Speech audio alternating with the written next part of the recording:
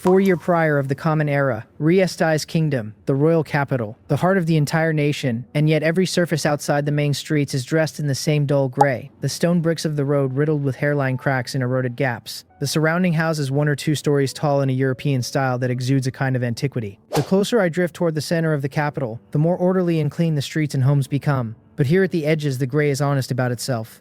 The air is fresh. The atmosphere of everything around me, however, is telling me one thing without ambiguity. This is another world. The constant clang of weapons and armor brushing against itself trails after the adventurers walking past me. Vendors cry their wares from shops on either side, and signboards catch the sun in slanted glints. Luxurious carriages thread through the crowd with effort and never stop because everyone gives way to them. The crowd itself is a thrown-together patchwork of armored men, mage robes, brightly colored outfits, strange foreign cuts, all elbowing along together. For the past few days, the capital has been flooded with people pouring in from every corner of the country, and in this kind of liveliness most spirits soar. But a certain someone's does not.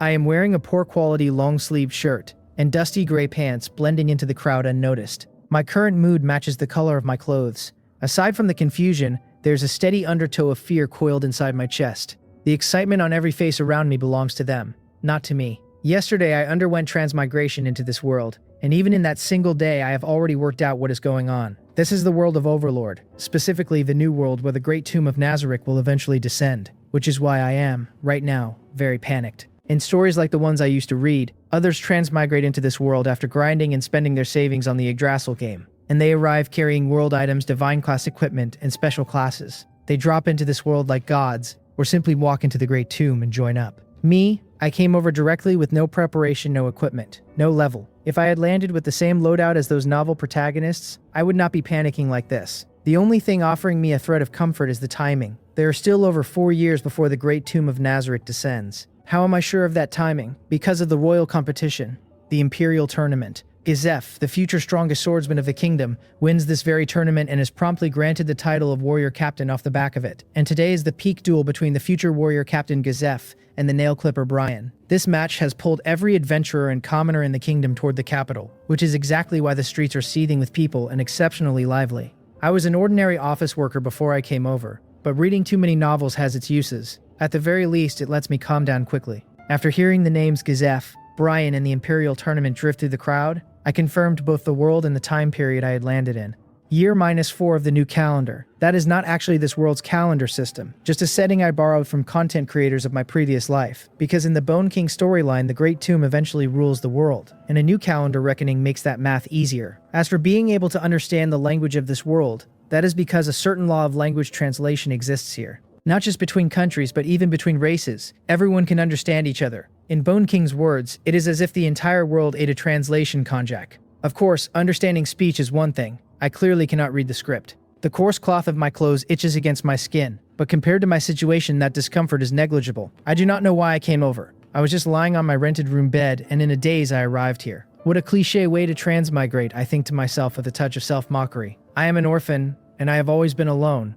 So even if I suddenly disappeared back home, no one would care. Fortunately, with so many adventurers and commoners flooding in for this peak duel between two commoners, my pajama shorts grade outfit isn't unusually conspicuous next to the provocative or outright weird outfits some adventurers parade in. With this many races, faiths, and nations layered on top of each other, the dress code in this world is not particularly conservative. After confirming the situation and forcing myself to calm down, I went straight to a shop and sold the only thing I came over with besides my clothes. The clothes-on-a gold pendant from my neck. I got 3 gold coins for it. That pendant cost me about 2 months of salary and was meant for a previous girlfriend. We broke up before I could give it to her, so I just kept wearing it. The currency runs 169 copper to 13 silver to 1 gold, which is not decimal, and I have to remind myself of that whenever I do mental math. Above gold, there are platinum, gem, mithril coins and beyond. 3 gold for 10 grams of gold is well above the metal's actual worth, but the shop owner clearly wasn't paying just for gold. He was paying for the cloisonne craft, which in this world of backward crafting and magic-driven production, he can probably resell to some noble's daughter for dozens or hundreds of times the price. I knew that, but I also knew my situation didn't allow for haggling. After that, I spent 5 copper on a cheap set of clothes and 1 silver on a short sword. I have 2 gold, 11 silver, and 3 copper left. I spent another 5 copper on a few loaves of rye bread. Still over 4 years left, peace of mind, my ass.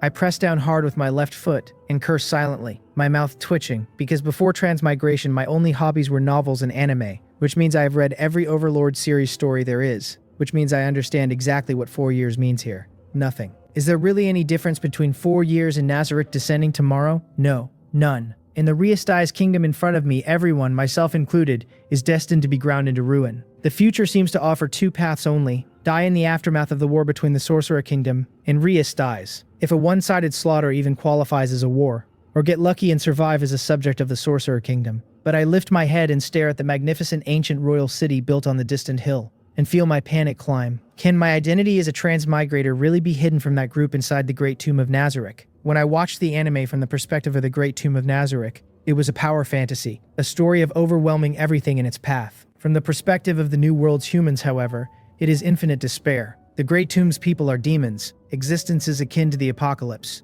I do not feel a sense of belonging to either side. What I worry about is the situation I will face once my identity as a transmigrator is exposed after joining the Sorcerer Kingdom. The Sorcerer Kingdom is ultimately just a tool the Bone King uses to rule the world, and whether you are talking about him or the Floor Guardians, all of them care about one thing only: Nazarick. The Bone King in particular will not hesitate to destroy anyone or anything that could pose a threat to the tomb. Even if I personally pose no threat, once my status as a transmigrator surfaces, I will represent a threat in his eyes and be eliminated without mercy. And in that process, I am certain the Bone King would turn me over to Neuronist for torture. Before transmigration, I was just an ordinary office worker. Forget Neuronist, even a little ordinary torture would already exceed what I can handle. More likely still, he would use memory-searching magic on me first, hollow me out into an idiot, and then kill me. I rub my cheeks hard, half hoping the pain will jolt me awake, but the world in front of me does not change at all. What a miserable lot. Following the bustling crowd, I find a corner against a shop wall and slump down against it. Gloomy. I am not actually tired. My energy and physical reserves far outstrip the sub-healthy office worker shape I was in before, and looking down at my own arms, I can see the defined lines of muscle. I have already confirmed this is my body, only in a 16 or 17-year-old version, even though I was 25 before I came over. The reason for this should be tied to my cheat, my talent. I narrow my eyes in a status panel only I can see immediately surfaces in my field of vision, divided into 2 sections. Attribute sheet. Player Tang Zung, Karma value 0, neutral. HP 13 at 1%, MP 13 at 1%, Physical Attack 13, Physical Defense 13, Agility 13, Magical Attack 13, Magical Defense 13, General Resistance 0, Special 0, Total 7%. Ability sheet. Talent player. Overall level 0, no class. Experience bar 0 out of 100, no class taken. Skill points 0. Passive skill item box. Active skills none. I focus on the talent line. Player grants player characteristics unobservable, unstealable. The text is sparse. The status panel itself was likely brought into being by the player characteristics, and as the saying goes, the fewer the words, the bigger the deal. I am an old gamer, so I can roughly guess the abilities the player tag implies. The so-called talent does not exist in Yggdrasil at all. It is a special ability native to the human race of this new world, with a relatively high birth rate of about 1 in 200, though most of them are weak in combat useless. In gaming terms, it is a special skill the New World humans are born with. Setting other things aside, what player offers is the ability to gain levels, escaping the limits of the human race's natural aptitude, but knowing I have it does not lift my despair. This is the New World, not the Yggdrasil game. Even if I rely on this talent to climb to level 100 before the Great Tomb arrives, I still won't be a match for the Bone King and his crew. How does a level 100 with only base stats fight a Bone King who is wrapped in divine class equipment, cash items, and world items? And he is not the only level 100 in the tomb. It is precisely because I understand the terror of Nazarick better than anyone else here that I understand the chasm between us. All basic attributes are 13 points each. Even without a class, in pure numbers I have already surpassed an ordinary person of this world. Looking at the panel, feeling the vigor and density of this body, I tell myself those numbers are not just game values. They reflect the actual state of my body. I can even feel a strange, separate energy flowing inside me, which should be mana. By this world's terminology, I have the aptitude of a magic chanter. As for the percentages after each value, that is Yggdrasil's calculation method. If memory serves, the Bone King's comprehensive value is 683.6% plus question mark, the question mark being his mana, which has already broken the limit. The light novel notes that the average level 100 player has 1300 mana, while the Bone King has 1.5 times the maximum. The power of a whale.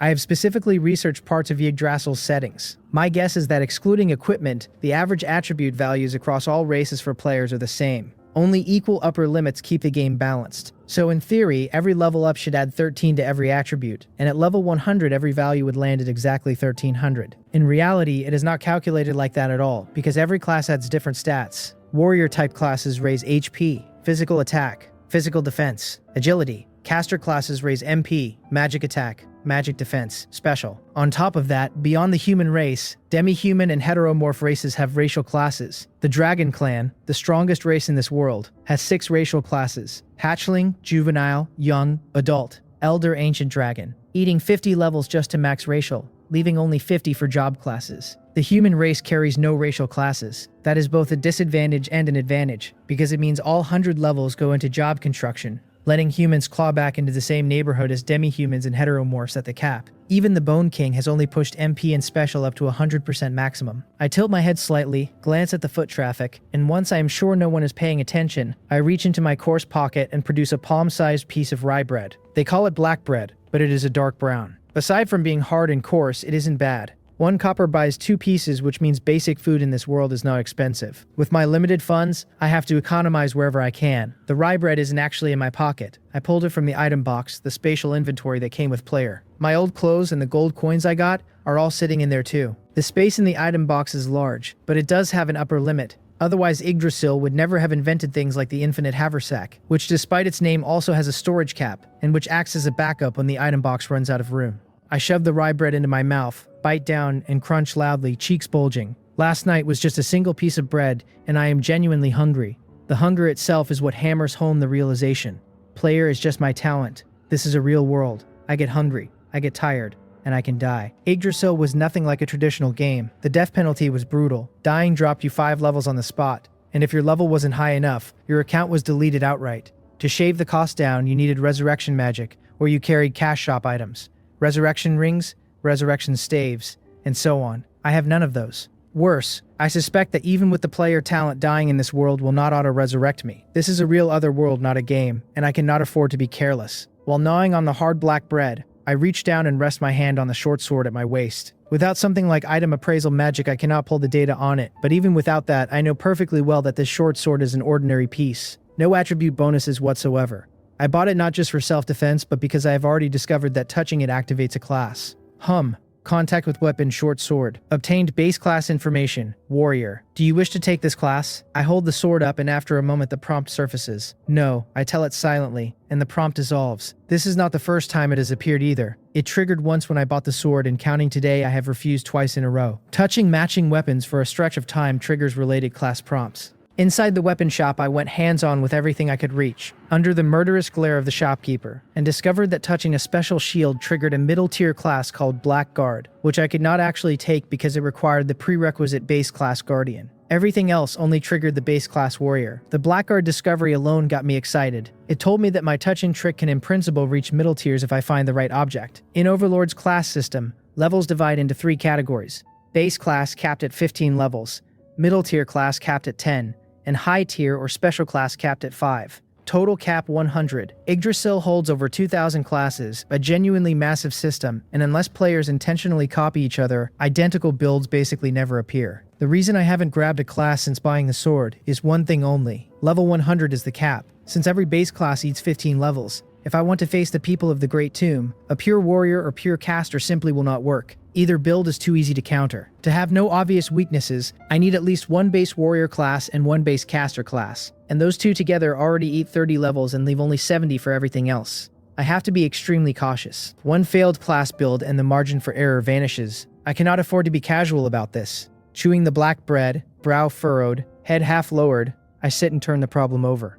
I do not have a clear basic class plan yet, or rather I do not dare commit to one. If the tomb weren't in the picture, and my opponents were only the natives of the New World, I wouldn't agonize like this. The only true threats here are the true Dragon Lords. There is a shortcut to level 100, by the way. Yggdrasil's class system does not require you to max any individual class, so taking 100 different classes will instantly land you at level 100. Of course, that level 100 will be paper-thin garbage. Since I learned what world I had transmigrated into, I have been chewing on the question of how to narrow the gap between me and Nazareth, if we end up enemies. 2 answers come up. 1. Exploit techniques unique to this new world that don't exist in Yggdrasil. Martial skills, the Reestai's National Treasure Razor Edge, the Origin Ring, and so on. 2. I must take a special class. Special classes are stronger than ordinary high-tier classes, all carrying powerful unique skills or effects, with strength that can even exceed super-tier magic. Only by taking a special class do I feel I would even have the prerequisites to face a floor guardian one-on-one. Footsteps tap out of the crowd and stop in front of me. A shadow blocks the harsh sunlight. The drop in heat is the first thing that snaps me out of it. I lift my head, keeping my face still. It is a young boy, short blonde hair with bangs that almost cover his eyes and something close to a bowl cut. Soft impression at first glance, not very old. His clothes are ordinary, but the cloth is far better quality than the few copper rags I am wearing. I am briefly stunned, surprise flickering through my dark brown eyes. Enfyria, the future genius alchemist, one of the few humans the Bone King later holds in genuine regard. The current face is slightly different from the way the story opens, but the overall look isn't far off, and recognizing him isn't hard. He asks softly and a bit shyly whether I am having some trouble, his tone perfectly sincere. Trouble. The question makes me pause. Half-eaten rye bread in my hand, hunched in a corner, radiating dejection. I roughly understand the picture. Damn it, I am being pitied. My mouth twitches, and I tell him flatly that I am not. Just then a cold voice cuts in from behind him asking what he is doing. A little old lady barely 1.5 meters tall, her pale hair wrapped in a green headscarf, walks over with an unimpressed expression. The blonde bowl-cut kid being called by name finishes my confirmation. Really is Enfyria. I glance at him again. He is a true talent. He carries dual variant classes, alchemist, genius, and pharmacist. Class variants unique to this world that can also be called innate talents. A genius tag lets you learn more skills of that class, master certain skills above your level range, and amplifies the power of those skills. In just a few years, he will use local herbs to manufacture the legendary god's blood of this world, what is essentially Yggdrasil's low-tier red potion. There are plenty of those potions in the tomb, but no stockpile is infinite, and the fact that Enfyria can produce them is the entire reason the Bone King later pays attention to him. On top of that, he carries the talent unrestricted item use, which lets him use any item. Magic scrolls and weapons that don't match his class. Race-locked items, even guild weapons that only guild players are normally allowed to use. He could equip and use a guild weapon as if it were ordinary gear. Taking a deep breath, I think to myself that this is what counts as a high-quality human in the new world. To a degree, he can even pose a threat to the Great Tomb. Enfyria turns toward the old woman with an embarrassed look on his face and calls her grandmother. She tells him this is no place for him to be playing the Good Samaritan. During the Imperial tournament, he should be buying and collecting medicinal herbs. Lizzie has her hands clasped behind her back, an impatient expression on her wrinkled face, her tone already a little annoyed. Yes, grandmother, he says, scratching at his short blonde hair as he murmurs. Listening to the brief exchange, I finally understand why this grandmother-grandson pair, who should be in the border city of Irantel, are showing up in the royal capital. Don't be fooled by Enfyria's grandmother looking like an unremarkable old lady. Even the anime gave her almost no presence, because she is in fact the most famous pharmacist of Irantel, and a genuine third-tier magic chanter. By rank, she should be above level 15, which among humans is solid powerhouse territory. At my current strength, I absolutely cannot afford to offend her. Lizzie's gaze settles on me, first on the short sword at my waist, then across the slight muscle on my arms. Let's go, Enfyria, she says expressionlessly, withdrawing her gaze and turning to walk off, hands behind her back. Okay, grandmother, he answers quickly, takes a step toward the street, then pauses, hesitates, and turns back to look at me. He says I am probably here to watch the match between Mr. Gazafe and Mr. Bryan, and that he heard the arena seats are very expensive. He says I should take this water skin for now, since eating rye bread without soaking it in water makes it easy to choke. As he speaks, he unties the water skin from his own waist and presses it into my hands. This guy is a bit annoying, I think, jaw twitching. If I didn't already know his personality, sudden kindness like this from a stranger would have set off every alarm I have.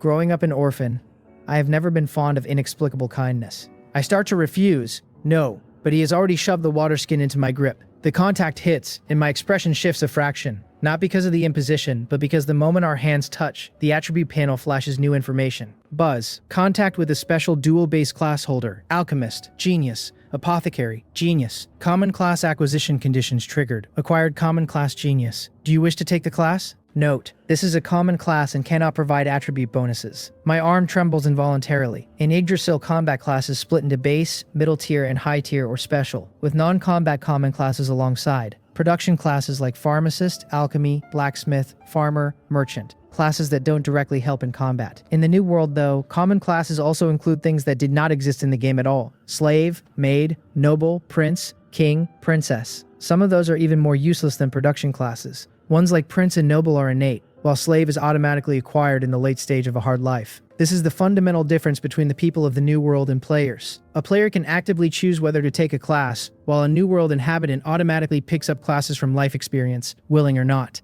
Take the class, I tell myself without hesitation. The very person who, a moment ago, was agonizing over whether to grab a warrior or caster-based class has just thrown a skill point free yes at a common class with no combat help, which means that right now, in this instant, I am incredibly excited. Common classes offer no direct strength gain, sure, but that does not make every common class in this world trash, not the way they were in the game. Class change successful. Genius LV 1. Genius. Common. This class can substitute for any base class or common class and can transform into the required class according to needs. Note, due to the special nature of this class, leveling up will not increase base attributes, and after transformation it does not carry class traits. I read it twice, suppressing my excitement. "Are you okay?" Enfyria asks, looking at me clutching his hand with a strange shift of emotion. I snap back to myself, hurriedly let go. Take the water skin properly and tell him sorry and thank you. The thank you is genuine. He nods, doesn't notice anything off, and quickly walks away.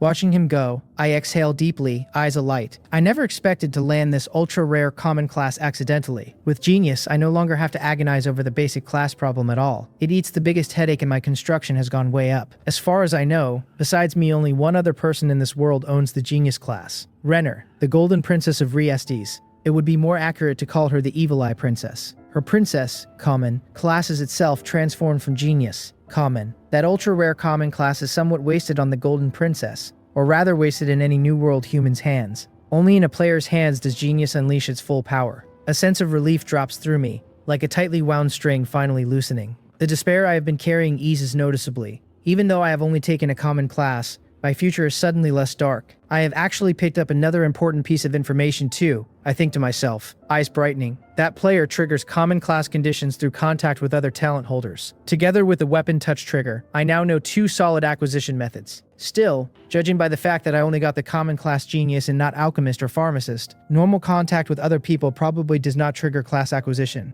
It was specifically because Enfyria carries the dual genius trait of alchemist, genius, and apothecary genius that the common class genius condition was triggered. I sit in the corner pondering it, suppressing the excitement. I pull up the ability sheet again. Talent player. Overall rank 1. Experience bar 0 out of 100. Base class. Genius 1 LV. Skill points. 3. Passive skill item box. Active skill none. Taking Genius bumped my overall rank from 0 to 1, and on top of that I have gained 3 skill points. My heart actually skips a beat. As expected, player is not exactly the same as a Yggdrasil player. In the game, every level lets you pick 3 skills from the relevant class's skill list, and a normal level 100 player ends up holding around 300 skills. A monster like the Bone King who masters 718 skills is rare even in the game, mostly because of his special skill Dark Wisdom, which in theory lets him keep learning new magic forever. Only getting skill points without a skill list is a touch of bad news. In other words, I am going to have to obtain skills through some other means. My expression stays calm, but the path forward has become much clearer. Crunch. My teeth meet rye bread again, and I devour most of the loaf in big bites in under half a minute. Then cough as my throat dries up. Eating this stuff fast really does choke you. I pick up the black water skin Enfyria gave me, tilt my head back for a long pull, sigh comfortably. If anyone else had given me this water skin, I wouldn't have drunk from it. Then I stand, hanging the skin from my belt. Too many eyes around to drop it into the item box right now. I step into the street and let the flow of people carry me toward the center of the royal capital. Since I came across it, I might as well watch this peak duel. Anticipation pulls at the corner of my mouth. Over 4 years to Toonfall, tight but not so tight that I cannot spare a single afternoon. Sharpening the axe will not delay the woodcutting. Gazafe and Brian aren't yet at their 4 years from now peak, but right now they should already sit above rank 20, the threshold for human powerhouses in this world, and watching their match will give me usable information. Before grabbing Genius, I genuinely had no mood for spectacle, but now I have ideas for my class build, and this duel between the future warrior captain and the nail clipper is something powerhouses of every nation will keep talking about for years. Both Gazafe and Brian were already famous Genius tier figures long before today. If I remember correctly, Brian also carries a talent like warrior, Genius. Around me the crowd's chatter is wall-to-wall speculation about which of them will win. The intensity of the debate makes my eyes light up, because everyone else might not know who finally wins this duel, but I do. For an event of this scale, betting pools are basically inevitable. If I bet on Gazafe ahead of time, even at low odds I should be able to make some money, and I am desperately poor right now. Both food and lodging eat coins. With that thought, I look over at a young man passing me in light leather armor, dressed like an adventurer, and I just ask him directly where the nearest betting pool is, keeping my voice calm. From past life experience, I know that in lively atmospheres like this, blunt direct questions read better than elaborate politeness, which only makes people impatient. The leather-armored youth turns, surprised to be addressed, sizes me up head to toe, and a hint of contempt enters his eyes. Outlander. I am dressed in grayish black like any local, with a short sword on my left hip and a water skin on the right, but my face and short black hair are clearly not the kingdom's mainstream look. Yes, I tell him without offense. I just arrived yesterday. Heh, as expected, he says, waving a hand and tilting his head. There are no betting pools. None? I am genuinely surprised. With this many people pouring in, a betting pool would print money. He says naturally it is because of Renner's foresight, his tone shifting into unconcealed admiration. He asks me, even as an outlander, whether I've heard of Renner, known as the Pearl of the Kingdom, the lady who possesses the brilliance of the jewel. He says when the Imperial tournament began, Renner proposed to His Majesty the King to ban the opening of betting pools for a match that represents the national image. He says it would insult the kingdom's prestige, and more importantly, be a sign of disrespect toward the powerhouses participating. He adds that although the proposal met opposition from the nobles, it was ultimately approved. He crosses his arms over his chest and starts gushing about Renner having both foresight and a gentle, merciful character. I take a step back with a blank face and slip away into the flow of the crowd. I roughly understand the situation. Renner, huh? I think of the youth's infatuated state and have nothing to say. This golden princess's reputation among commoners is sky high. Banning betting pools, fine on the surface, but in reality it cannot actually be stopped. The nobles will just run them in the shadows, and ordinary people simply won't be able to participate. So, my get-rich-quick plan is dead. Gentle and merciful is truly an insane way to describe this golden princess. I shake my head. On the surface, she looks gentle, kind, innocent, always thinking of country and people, possessing a golden character. In reality, she is a monster ordinary people simply cannot comprehend. Even Albedo evaluates her as a heteromorphic in spirit. She can be called the woman the Blood Emperor hates most. Even the Queen of the Dragon Kingdom, that hundreds of years old dragon queen who likes to cosplay as a loli, only ranks second on his hate list. Arlunt Royal City, set deep within the royal capital, built on a hill with a wall of more than 20 huge circular towers connecting it, visible from far away.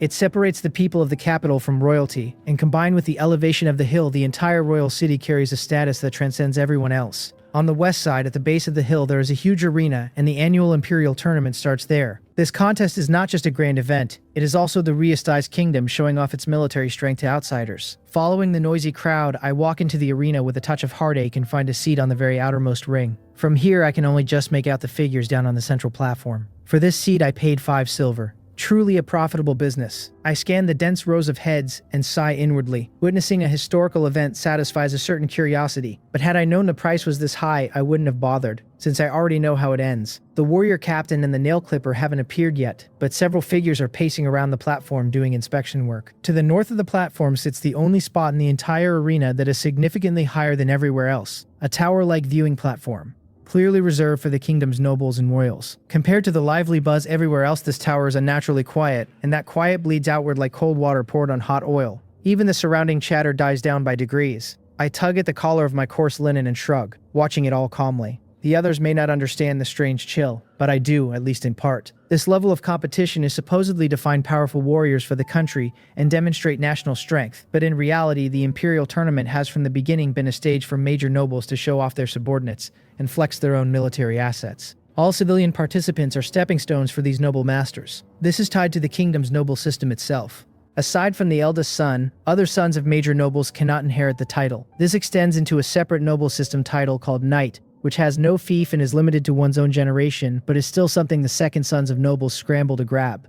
It isn't only for the nobility status. Once you are a knight, the royal family pays a high salary, and you basically don't have to worry about life. It is also the royal family's strategy, turning these noble descendants into a new generation of pro-royal faction. The Imperial tournament exists for that purpose, and is in that sense a fair scheme. Excellent noble children who shine in the tournament are awarded the knight title. But for the past few years, participating noble members or their subordinates have been progressively defeated by some commoner adventurers, which has irritated the nobles. And now Gaze and Brian, with their sweep all the way to the top, have made the Imperial tournament into a stage for a duel between 2 commoners. Heh, I smile. I can fully picture how those noble masters' faces look right now. After Gazafe wins, he was supposed to receive the knight title, but instead a brand new role called warrior captain was created against this background, because no noble wants a second commoner knight. The reason this duel becomes legendary among commoners is that after this match the Imperial tournament gets cancelled outright, none of which has anything to do with me. Compared to the future tomb, these are minor irritations, and no matter how irritated the nobles get, this match cannot be blocked or terminated. About 10 minutes pass. My expression sharpens as I lock on to the 2 figures stepping up to the platform, the future warrior captain and the nail clipper, walking on at the same time. They shake hands and seem to exchange a few words, but from my outermost seat I can only see their silhouettes. The conversation is too far for me to hear. Soon they separate, turn, pull away to a set distance, and stand face to face. The clamor of the auditorium dies in an instant, every gaze locked on them. No one daring to disturb the duel. Whoosh, whoosh. Almost the next moment, both move at once. Despite the 20-meter gap between them, after a short charge they slam into each other. Clang, clang, clang. The two sword-shaped weapons collide in a shower of sparks. So fast my eyes go wide. I can barely catch their figures and cannot follow the swords at all. Only the sparks erupting around them. I tilt my head back. They are simply not the same species as ordinary people. The force in those collisions is something the anime can never convey. Only seeing this kind of fight in person hammers home the impassable chasm between ordinary people and these powerhouses. And this is only rank 20. Inexplicably, I feel a shadow of the despair the nail clipper later feels facing Shaltir. The title nail clipper is not derogatory after all. Whoosh! A light blue glow flickers across Brian's body, and the next moment he appears behind Gazef. As if teleporting, Gazef seems to have expected it. He rolls and reopens the distance. Is that a martial skill? My eyes widen. Martial skills are this world's unique technique absent from Yggdrasil. Basically a warrior's magic. They consume something called concentration, essentially mental focus, and the more you use, the more brain fatigue accumulates. It is a value that does not exist in the game and is closer to reality. In both anime and light novels, martial skills are not weak. Only the level cap of humans makes them look modest. Suddenly, my attribute panel surfaces. Skill flowing water acceleration discovered. Requires basic warrior class. Conditions not met. Do you want to spend one skill point to learn? Surprise lights my eyes and recognition.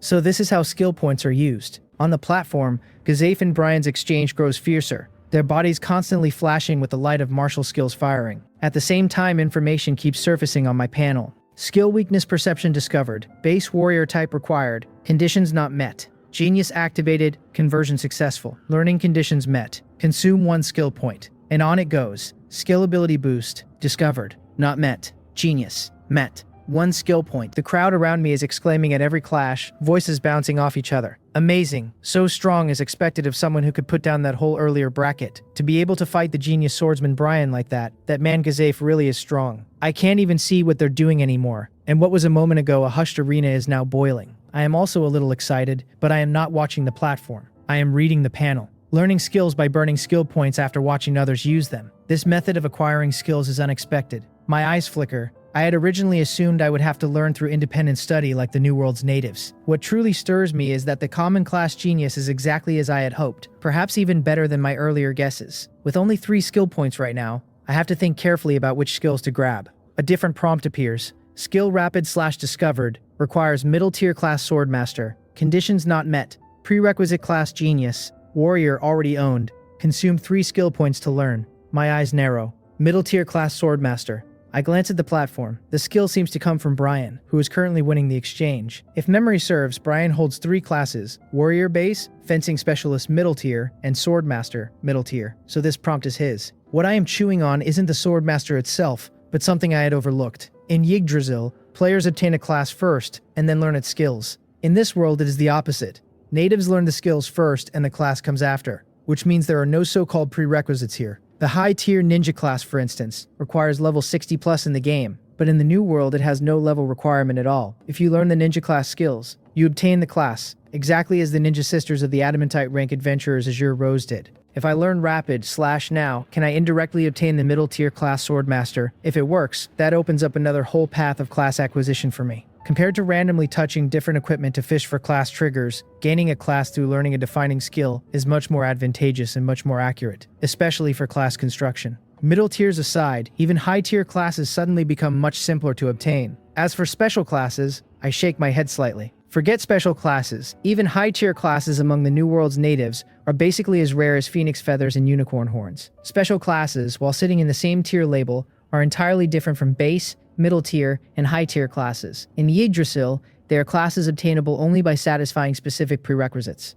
There is almost no way to cheese them. In the game, every level, 100 player might pick up multiple high tier classes, but most can only ever obtain one special class. That is how strict the conditions are. The cheers swell again and snap me back. I look down at the platform. Without my noticing, Brian's storm of offense has been driving Gazef into retreat step by step, and the whole thing now looks as if Brian is about to win. I hold my breath and watch closely. I want to see whether the outcome of this match will play out as I remember. Gazafe's retreating footwork wavers. He seems to stumble. Brian leaps a quick step forward, intent on ending it in that instant. The next moment, Brian's body freezes, and then he is hurled backward as if by an invisible force, slamming down on the platform. The roaring auditorium snaps silent. What happened in that flicker is something I cannot perceive at my current strength, and probably almost no one in the entire crowd actually saw the process. But my eyes drop back to the panel. Skill fourfold slash of light discovered, warrior type required. Conditions not met. Genius activated. Inversion successful. Consume 1 skill point. My expression eases. History has played out exactly as I knew it would. In this Imperial tournament match, Gazave takes the final win with the skill he himself developed. Fourfold slash of light. After a brief silence, the venue erupts in cheers and applause. Gazave, Gazave, Gazave chanted into the sky. I glance at the red excited faces around me, exhale, and tell my panel, learn skill rapid slash. I want to test whether class acquisition through a class skill actually works. Plus, since the common class genius gives no attribute bonuses, I currently need a combat class as well. Genius's base class conversion lets me eat the margin of error of a middle tier class. Learned rapid slash consumed 3 skill points.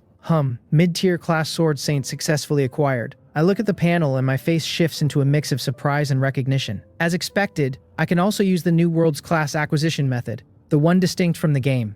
But I lower my head slightly, eyes flickering. Acquiring the class directly without a prompt asking whether I want to take it. Combat class acquisition currently splits into 2 methods. 1. Touch the weapons or equipment related to a class to acquire it. Pros. Base classes are easy to get. Cons. Middle and high tiers are hard to get this way. 2. Learn the skill by burning skill points and the class follows. Pros. A lot of room to maneuver. Given a target and skill points, the class is yours as long as you can get the opponent to display the skill. Cons. The class auto-attaches once the skill is learned. No opt-out, so caution is required. Comparing the two, since I already own Genius, the first method is no longer particularly useful. I look back at the panel. After picking up Sword Saint, my total level is now 2, and I have gained another 3 skill points. With leveling speed like this, no wonder the game had situations of players just stacking 100 different classes outright. I sigh in admiration. The fact that simply taking on different classes raises my level even floats a fleeting thought through my normally steady head. The 3 skill points per level pattern hasn't changed. Theoretically, I could end up with 300 skill points total. If I lose levels on death and re-level, can I farm skill points repeatedly? In Overlord, that obviously didn't work. But in this world, I do not yet know whether I can exploit a bug. I shake my head. Suppress the thought. Not the time. While the prompts are still up, I burn another 2 skill points to pick up instant reflex and fourfold slash of light, the last skill point I keep in reserve, just in case. The panel updates. Attribute sheet. Player Tang Zheng. Karma value 0, neutral. HP 23 at 1.7%. MP 13 at 1%. Physical attack 23 at 1%. Physical defense 13 at 1%. Agility 23 at 1%. Magic attack 13, magic defense 13. Total resistance 0. Specialty 0, total 9.1%. Ability sheet. Player. Total level 2. Experience 0 out of 100. Base class Genius 1 Leave. Warrior. Mid-tier class Sword Saint 1 LV. Skill points 1. Passive skills item box, slashing damage 1%. Active skills Warrior instant reflex. Fourfold slash of light. Rapid slash. I scan the descriptions. Sword Saint, mid-tier class, using slashing weapons such as sabers, swords, axes, and claws, can increase slashing damage by 1% per level, up to a maximum of 10%. For each level gained, the 3 attributes HP, physical attack, and agility increase by 10. Instant reflex, no cost. After an attack, forces the body back to the previous attack stance. Fourfold slash of light, no cost. Launch 4 slashes simultaneously. Attack power has a chance to be dispersed. Hit rate reduced.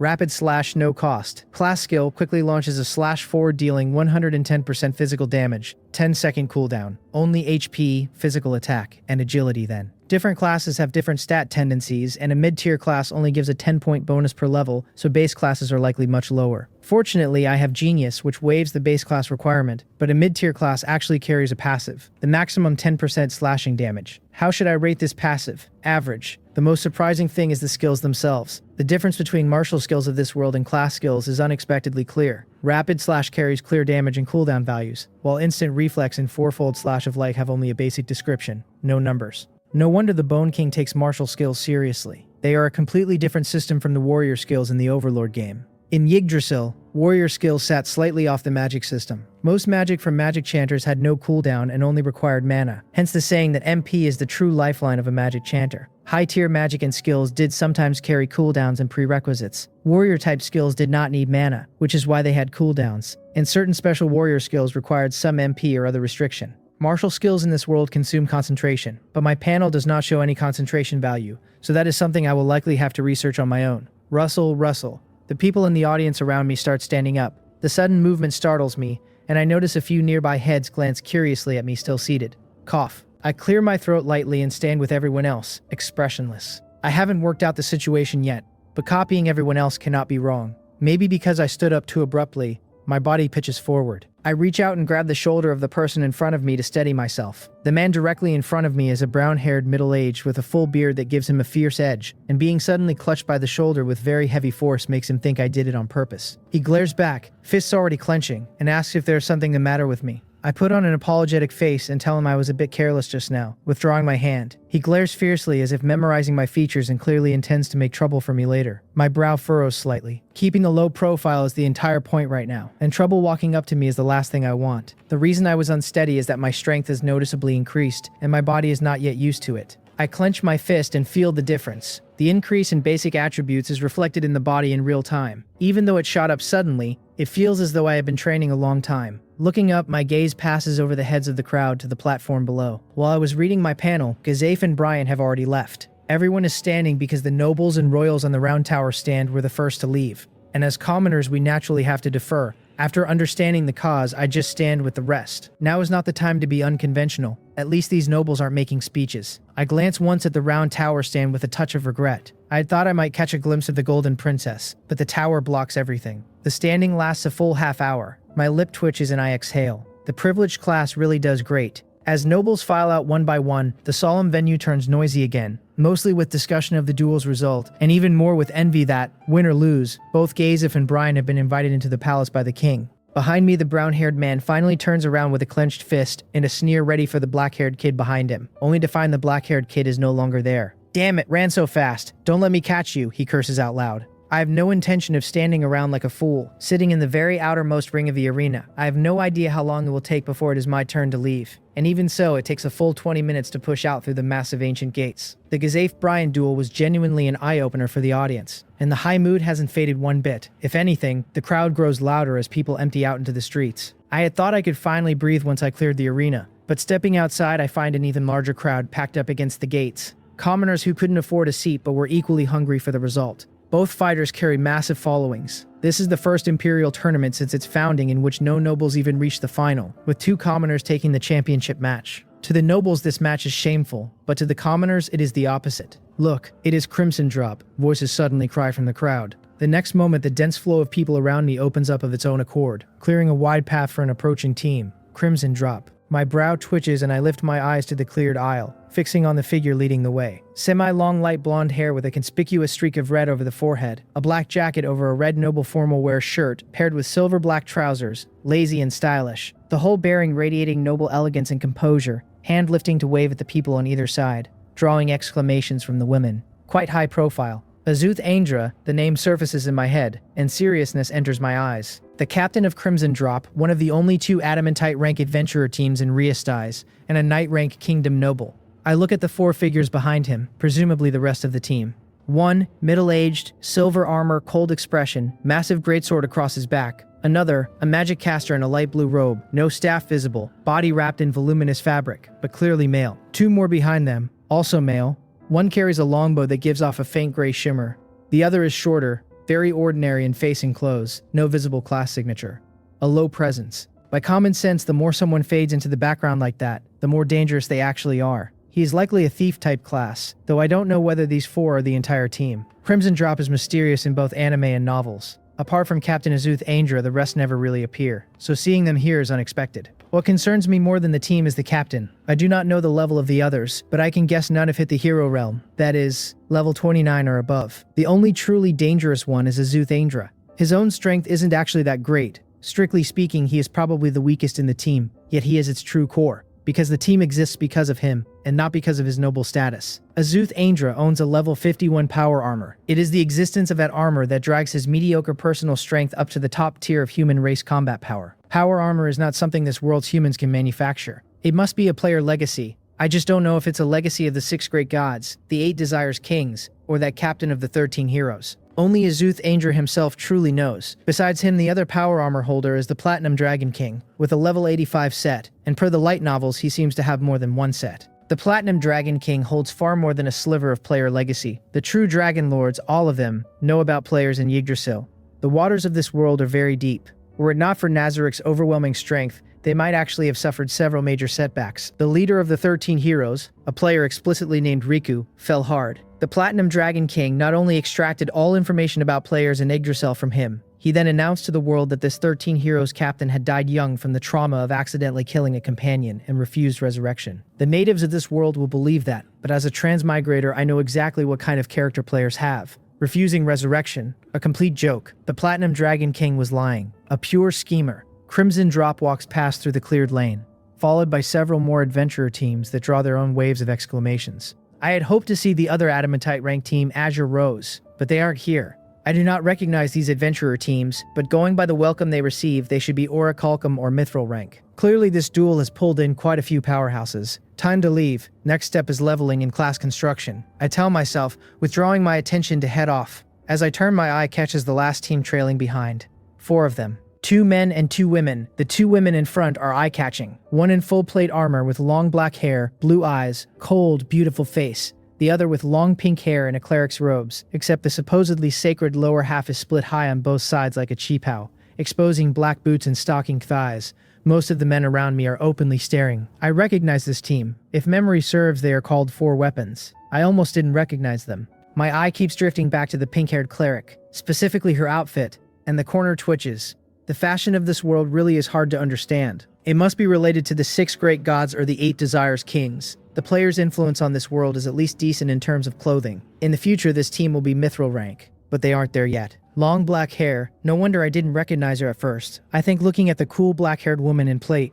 In the future, her hair will be white, and not for any special reason. She dyes it on purpose. If you look closely at the roots beneath her black, there is a faint golden shimmer. That's right. She's actually a blonde. Riastais is overwhelmingly blonde, so she dyed black because black is more eye-catching and helps build the team's fame. The future white is tied to the Bone King, because once he creates the Team Darkness for intel gathering, and that team becomes Adamantite rank. 4 weapons changes look. First, to avoid taboos. Second, because the moment anyone says the word darkness, people now think of the Bone King's team, so she dyes white. I genuinely doubt how much real ability it took for them to climb to Mithril, but tangling with a Death Knight in the future means they have something. In any case, neither the pink-haired one nor the blonde who likes dyeing her hair is a normal person. The other 2 male members, I have no impression of them at all. Just then a woman's panicked cry rips out of the crowd. Kea. Because of these adventurer teams, the people on both sides have been pressed too tight, and a little boy of about 5 or 6 is squeezed clean out of the press, suddenly stumbling into the path of 4 weapons. He loses his footing, hits the pavement, the skin of his arm splits open, and blood runs out.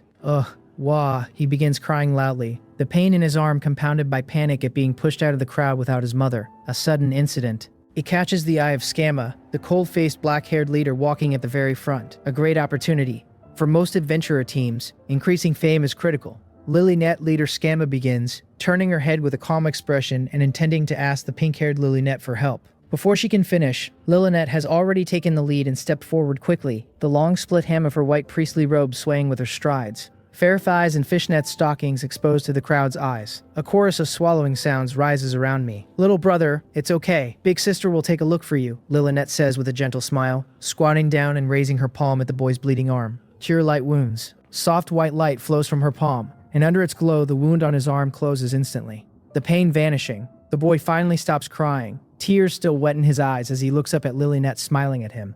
He thanks her softly and then shrinks back, fear blooming on his face. He doesn't know why, but even smiling, the big sister in front of him feels somehow frightening. Clank, clank, leader Scamma, in full plate, walks over and bends down to look at the boy as if checking his injury. In reality, she is whispering fiercely at Lilynette to put away that predatory look, telling her she does not want their newly reputable team plagued by ugly Shotokan rumors because of her. Lilynette sticks out her rosy tongue, licks crystal saliva from the corner of her mouth, and whispers somewhat regretfully that unripe fruit is what truly makes one's mouth water. The boy shrinks back again. He cannot understand the conversation between the two beautiful sisters above him, but he becomes even more certain they are very scary. Standing at the back, the other two male members of Four Weapons look at each other and sigh in unison. From within the crowd, a middle-aged woman shoves through and rushes over, only relaxing when she sees the boy is fine, bowing repeatedly with a face full of gratitude. Adventurer teams are not actually well regarded among the nobility, but they hold high prestige among commoners. Scamma and Lilynet stand up at this point, expressions reset to their previous states, waving their hands righteously to say, "There is no need for thanks. My attention is no longer on this little farce." The moment Lilynet cast her healing magic, my status panel naturally reacted. Skill Cure Light Wounds, First Tier,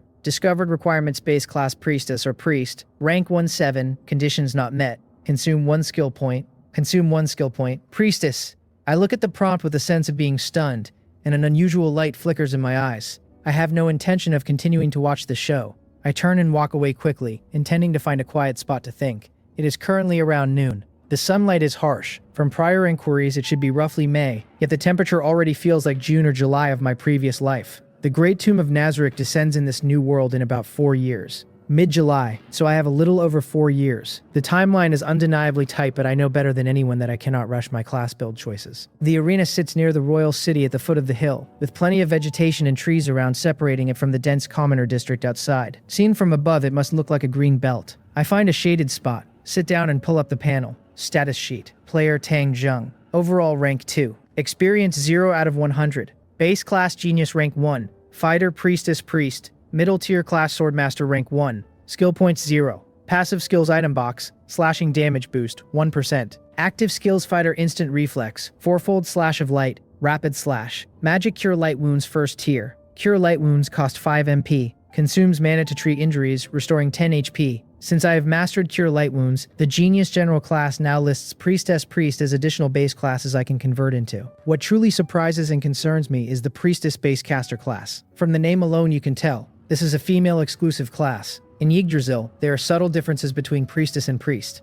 Briefly, Priestess leans more toward magic casting, and the high-tier Advanced Priestess class carries certain healing bonuses. That isn't what I care about though. The fact that a class only women can learn can actually be converted into by Genius is somewhat beyond what I expected. The appearance of this female class. Does that mean I have a female character buff that lets me take on classes obtainable only by female characters? Because that touches on a special class. From the anime and light novels, the special classes I know of are the Bone King's Eclipse, Cocytus's Asura, Shaltyr's Valkyrie, Mare's Apostle of Disaster, Demiurge's Origin of Evil, and Victim's Martyr. Albedo also possesses a special class, though its name is never detailed. What is known is that it grants the ability to transfer death to her armor up to 3 times, so if combined with a resurrection item, then in theory killing her would require killing her 4 separate times. Beyond these, there are also things like World Champion and World Disaster, special classes I cannot consider at all right now. In Yggdrasil, there were obviously more special classes, but in this world I do not even have prerequisites enough to begin searching for them, so I can only filter and choose from the few I know. Of those 6, the ones I exclude immediately are Eclipse, Origin of Evil, and Martyr. Eclipse, the Bone King's class, has very clear requirements. Learn every class in the Necromancy system and reach rank 95 to obtain it. It is a special class only an extreme class build can obtain, and precisely because I know its build I exclude it instantly. With the same setup, I do not believe I would be a match for the Bone King. He is not alone either. He has multiple levels, 100 floor guardians at his back, and an extreme build like this is far too easy to counter against him. Origin of Evil goes without saying, a special class only the demon race can take. Martyr is similar, a special class only the angel race can obtain. The remaining Asura, Valkyrie, and Apostle of Disaster do not carry such harsh requirements. Asura, Valkyrie, Apostle of Disaster. Among these 3 remaining special classes, my initial target is Apostle of Disaster. Mare is a dark elf, a subhuman species, so he carries no racial classes. His build is 100 levels of pure job classes, which means this special class has no racial prerequisite. I know quite a bit about Mare's class information, and combined with the margin Genius gives me, I might be able to derive Apostle of Disaster even if I waste a mid-tier class or 2 along the way. The other 2, Asura and Valkyrie, are different. Asura is Cocytus's. I have specifically studied these specials, and from the limited data on Cocytus's stat sheet, Asura does not show a clear connection to his class structure. I suspect that special class is obtained through some special tool or item rather than through a build. Valkyrie, in the anime and light novels, is currently held by 2 people, Shaltyr and Zeshi Zetsume, both female. I have to guess that Valkyrie is a female-only special class, Knowing this, I had originally been able to set my sights only on Apostle of Disaster, but with Priestess just appearing on my Genius option list, it is highly likely I have gained a female character buff. Therefore, Valkyrie is now back on the table for me. Shaltyr's Valkyrie class structure is much clearer than Mare's Apostle of Disaster. I take a deep breath, recall what I know about Shaltyr, and start sketching with my finger in the dirt. Aside from the Bone King, she is one of the two characters who appear most frequently in anime and novels, so the most information has been revealed about her. Shaltyr's level structure is racial level 20 plus job level 80, total 100. The classes shown on her stat sheet are Valkyrie Lance LV5, Cursed Knight LV5, and Priest LV10. The light novels also reveal two more classes, Blood Drinker and Cursed Caster. I am certain those two are advanced classes. Blood Drinker possesses an exclusive skill called Blood Pool, which appears during her battle with the Bone King. As for Cursed Caster, the novel mentions that this class has a negative effect causing Shaltyr to fall into a frenzied state when touching blood. In the anime, when Shaltyr first encounters the nail clipper and attacks those humans, she suddenly goes berserk because of this class, though the anime never names it explicitly. In Overlord, classes with negative effects are generally powerful advanced classes that use the negative effect as a counterweight. So, Valkyrie Lance LV5, Cursed Knight LV5, Priest LV10, Blood Drinker LV5. Every class I can name on Shaltyr, totaling 25 levels, with 55 still unaccounted for. It seems too little information to deduce, but I am a science student after all. I grin, sliding into a state of excitement, as if I have returned to the puzzle-solving headspace of my past life. I quickly reach out and circle two classes I have written on the ground. First, set the special classes Valkyrie aside. Priest is a base class and doesn't need much attention. Next, I do not know much about Blood Drinker, so I set that aside too.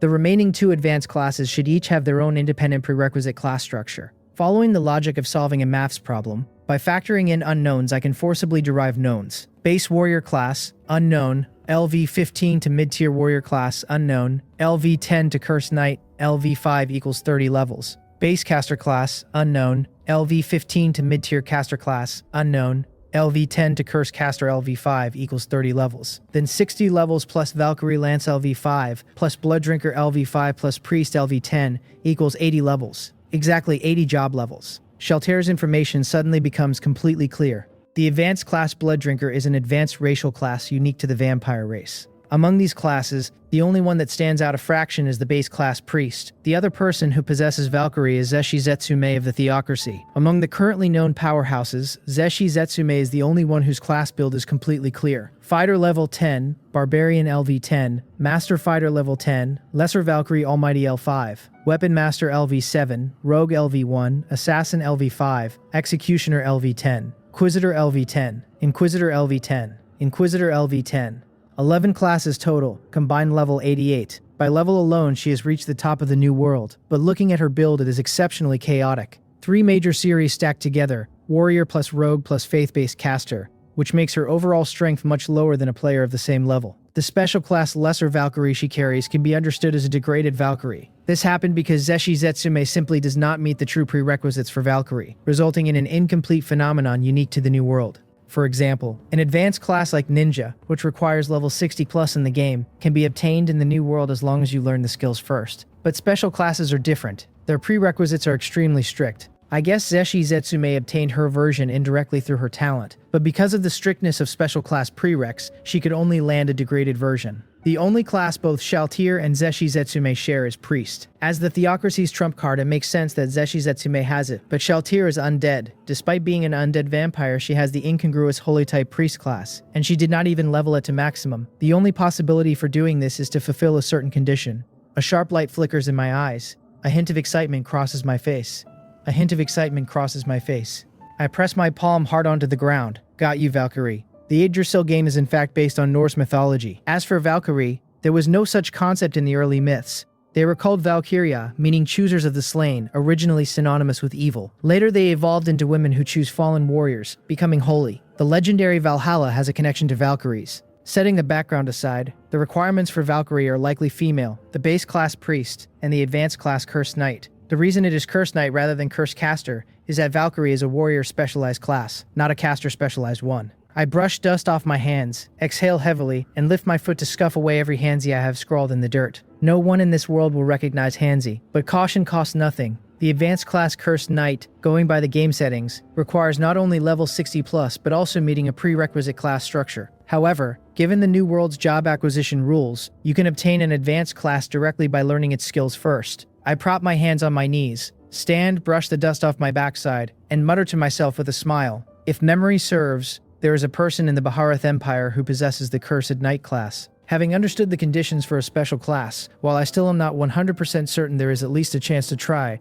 I feel a fraction more at ease. That person in Baharuth isn't going anywhere. So, next step is to level up first, then head to Baharuth to get Cursed Knight. With a clear goal, I no longer hesitate. I stand and head for the Adventurers Guild. For a player, the most important thing is killing monsters to level up. But that is in games. In this real other world, especially when my level is low and I am weak, safety is the most important thing. The Imperial tournament has ended, and the commoners and adventurers it pulled in will start drifting out. I have no official status in the royal capital. Right now, because of the Gazef Brian duel, no inspections are being run. Once the capital returns to normal, an outsider like me will catch attention easily. On top of that, the capital has no suitable places to kill monsters and level. For my next plan, I intend to head to Irantel, a border city of Riestais, but I know too little about the basic conditions of this world to walk that road alone. Dangers along the way are likely, so I head to the Adventurers Guild, hoping to find a party also heading to Irantel. Inside the royal capital, aside from the luxurious noble buildings near the center, the only relatively large structures are the Adventurers Guild and the Magic Casters Guild, both established in the Commoner District, so finding the Adventurers Guild isn't difficult. The locations of the two guilds tell you instantly that neither is highly valued by the kingdom's upper echelons. There is a clear difference between Riestais and Baharuth on this front. Baharuth values the use of magic, while Riestais is the opposite, venerating brave warriors. The reason the two are this opposite is largely Fluter Paradine in Baharuth, known as the Chief Court Wizard and the National Ace, a man who has surpassed the hero realm and is one of only 4 outliers among humanity. He has lived over 260 years, serving as teacher and advisor from the very first Emperor of Baharuth, all the way to the current Blood Emperor. That kind of influence inevitably tilts Baharuth toward magic. I remember Fluter possesses the high-tier class Immortal and obtained longevity through a magical ritual using that class. When I head to Baharuth in the future, there is another high-tier class I need to plan for, I think to myself. The Adventurers Guild sits in the Outer Commoner District, a very conspicuous square tower-shaped building 4 stories tall. When I arrive, I can clearly see people streaming through the main door. My footsteps pause briefly, then I walk in. Instantly, a clamorous atmosphere rushes at me. The interior is unexpectedly spacious. There are many people, but it doesn't feel crowded because there is no extra furniture or decoration. Just a floor of wood, a massive chandelier above,